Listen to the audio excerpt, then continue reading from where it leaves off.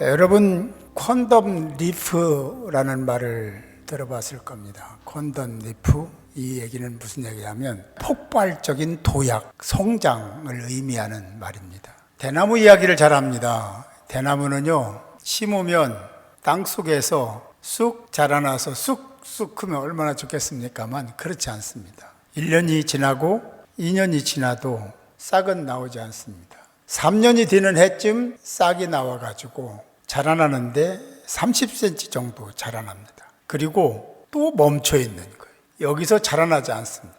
그리고 또 안 자라나고 1년, 2년 정도 있다가 자라나기 시작하는데 하루가 다르게 자라나는 것 같아요. 쑥쑥 자라납니다. 하루에 1m씩 자라나요. 그래도 금방 자라났는데 바람이 불어도 잘 꺾이지 않습니다. 왜냐하면 마디마디를 만들고 자라나거든요.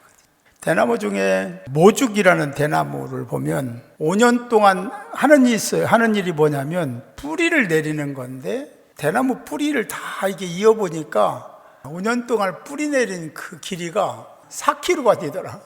그렇게 엄청나게 뿌리를 뻗은 이유가 뭘까? 그것은 하나, 힘을 모아서 그 양분을 충분히 공급할 수 있게 하지 않으면 쑥쑥 자라날 수가 없고 튼튼한 대나무 만들 수 없기 때문에 뿌리 뻗는데 거기에 전심전력해서 뿌리를 뻗는 거예요. 그리고 때가 되면 싹도 틔우고 또 기다렸다가 다시 커서 30m 정도 올라갑니다. 대단하죠.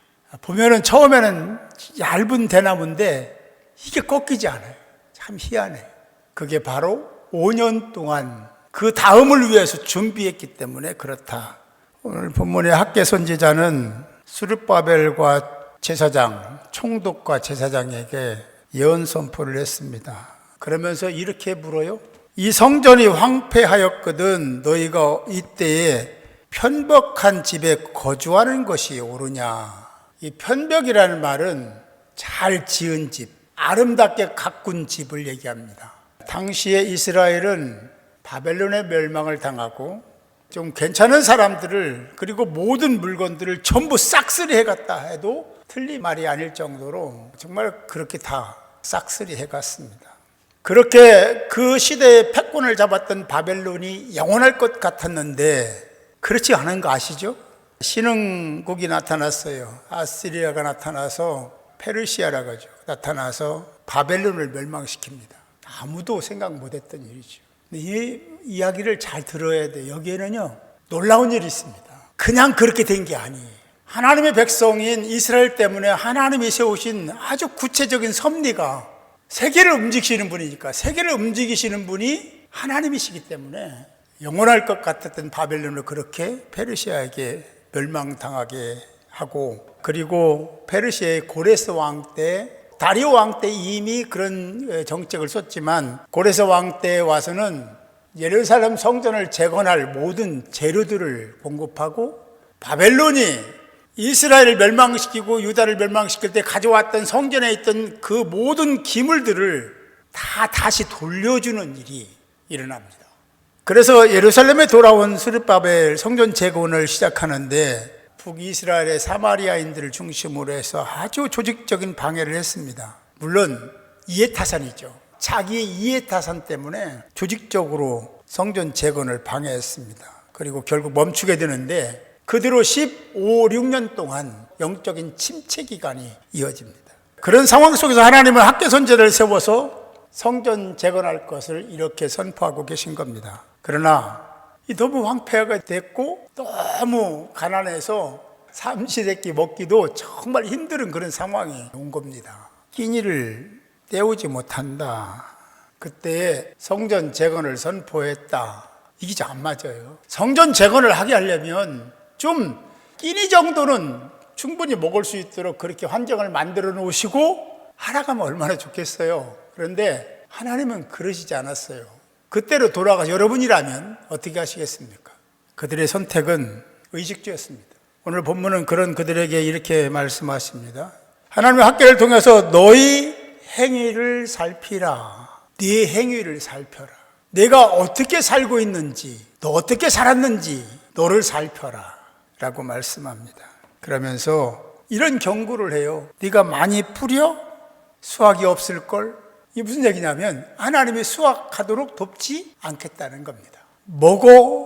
또 먹어도 배부르지 않을 것이고 만족하지 못할 것이다. 입어도 따뜻하지 않고 싹을 받아도 구멍 뚫린 전대에 넣음같이 다 빠져나갈 것이다.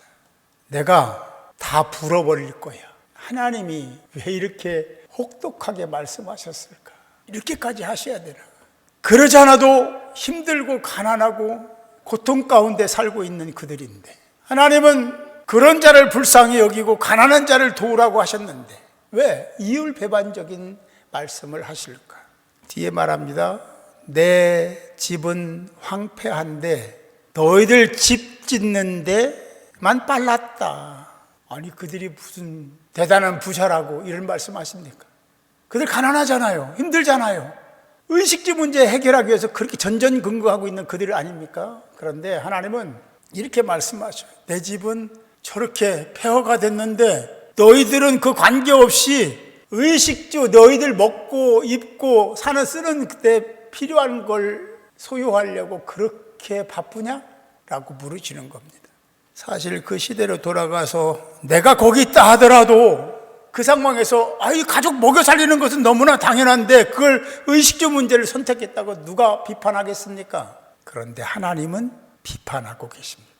존 웨슬리가 그런 얘기를 했습니다. 아주 유명한 말이에요. 나는 바빠서 더 기도한다. 웨슬리가 그 얘기했어요. 난 바빠서 더 기도한다. 이게 안 맞는 말이에요. 의미적으로 안 맞는 말이에요. 바쁘면 기도를 덜 하는 게 맞는데 나는 바쁘기 때문에 더 기도한다 라고 했습니다. 역설이죠. 또 역설이 있어요. 급할수록 돌아가라. 이런 말이 다 역설이죠. 사랑하는 성도 여러분, 바쁠수록 급할수록 자기 성찰을 잘하는 사람 될 수 있기를 주님의 이름으로 축복합니다. 이들이 가난하고 부자라서 문제가 아니라 자기 성찰을 안 했던 거예요. 자기를 돌아오지 않았습니다. 내가 왜 이렇게 사는지, 무엇을 위해 사는지, 누구를 위해 이러는지를 그들은 몰랐어요. 그러니까 하나님의 성전에 대해서는 관심이 없는 거예요. 그러니까 완전히 황폐하게 됐는데도 누구 하나 풀 베거나 뽑는 사람이 없는 상태가 됐던 거죠. 우리는 어디에서 무엇을 하고 있는지, 그것이 옳은지 바른지를 늘 살피는, 자기를 살피는 하나님의 사람들이 되어야 될 줄 믿습니다. 학개 선지자가 왜 하나님 말씀을 받고 왜 이런 말씀을 선포했는지, 너희의 행위를 살피라고 했는지 아시겠어요? 너희의 행위를 살피라. 그때 당시에 이 말씀이 선포된 것은 자기를 성찰하고 왜 하나님이 이렇게 성전 재건을 선포하셨는지에 대해서 잘 모르기 때문에 동기부여를 해주시는 거예요. 하나님께서는 먼저 유다 총독 스룹바벨 그리고 제사장들의 마음에 감동을 심어주셨습니다. 여기 성경 오늘 말씀해 보면 14절에 감동시키심에라는 말이 있어요. 히브리어로는 헤이르, 의미가 잠들어 있는 사람들을 깨워서 자기 직무에 충실하기 위한 하나님의 개입을 얘기합니다. 감동시키시다라는 것은 자기가 해야 될 일을 찾고 할 수 있도록 만든다는 의미를 담고 있습니다. 그들에게 동기부여를 시켜주셨습니다. 자기를 성찰하도록 만들어주셨습니다. 왜? 하나님 일을 하라고 그러신 거죠. 그렇게 그들은 이제는 이전과 같은 모습이 아니라 적극적인 하나가 됐다. 하나님의 이런 감동케 하심을 들으면 서로가 그런 마음을 나누고 그런 자세와 태도를 회복하는 자들이 되어야 될 줄 믿습니다. 오늘 본문을 봅시다. 12절에 이렇게 말씀합니다.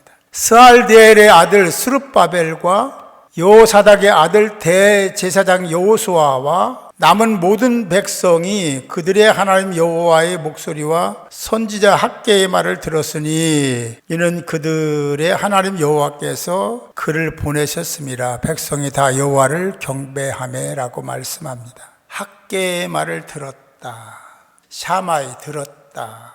말씀을 들으며 순간순간 그렇게 결단했다, 순종하고 따르겠다는 헌신의 의지를 가지고 하나님 말씀을 받았다라는 의미를 갖고 있는 겁니다. 그리고 나서 그렇게 삶에 지쳐있는 그들이 새 힘을 얻고 성전 재건을 포기했던 그들이 성전을 재건하자고, 그 리더들이 이제 다른 사람들에게 성전 재건을 해야 된다라는 이야기를 하기 시작했다라는 거죠. 그래서 15, 16년 동안 중단되었던 성전 재건 공사가 시작됐다. 할렐루야. 이 성전 재건 뭐 이런 얘기하면, 학개서를 얘기하면요, 헌금하라고 그러는구나. 너무 유치한 상상을 하는 사람이 있다면 내려놓으시기 바랍니다. 나도 성전입니다. 우리가 다 성전이죠. 잘 생각해야 돼요.